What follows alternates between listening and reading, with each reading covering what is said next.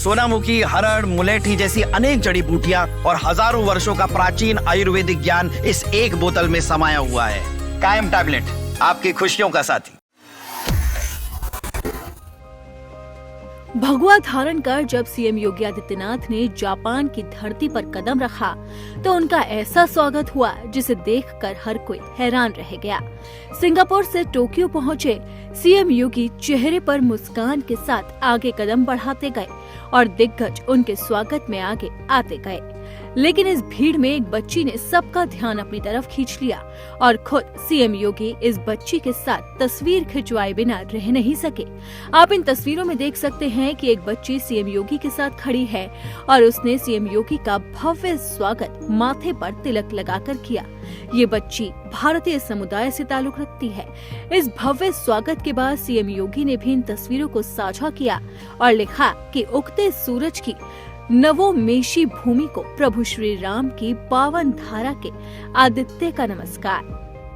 2 दिवसीय इस यात्रा के दौरान सीएम योगी दोनों देशों के संबंधों को मजबूत करने और राज्य के लिए निवेश के मौकों को तलाशने के मकसद से जरूरी मीटिंग्स और बातचीत में हिस्सा लेंगे। अधिकारियों ने बताया है कि मुख्यमंत्री राज्य के industrial policy, land bank, expressway network, logistic infrastructure और स्किल डेवलपमेंट की पहल पर चर्चा करेंगे, जिसमें बड़े पैमाने पर निवेश के लिए उत्तर प्रदेश की तैयारी पर जोर दिया जाएगा। इसके अलावा राज्य की विकास यात्रा और $1 ट्रिलियन की इकोनॉमी बनाने के विजन के बारे में भी बताएंगे। सरकार ने कहा कि इस दौरे का मकसद दुनिया भर में ब्रांड यूपी को मजबूत करना और मेक इन यूपी पहल के तहत राज्य को एक बड़ा मैन्युफैक्चरिंग और इन्वेस्टमेंट डेस्टिनेशन बनाने की दिशा में तेजी लाना है। टोक्यो में सीएम योगी ने कोनोई ट्रांसपोर्ट कंपनी लिमिटेड के senior managing executive officer, executive general manager, sales management division, domestic business के इंचार्ज शिकेगी तनाबे और उनकी टीम के साथ मुलाकात की और ये तस्वीरें भी अब आपके सामने हैं।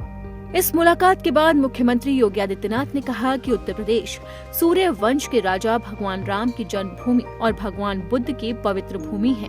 उत्तर प्रदेश बौद्ध धर्म का केंद्र है, जिसमें भगवान बुद्ध के जीवन से जुड़ी कई पवित्र जगह है।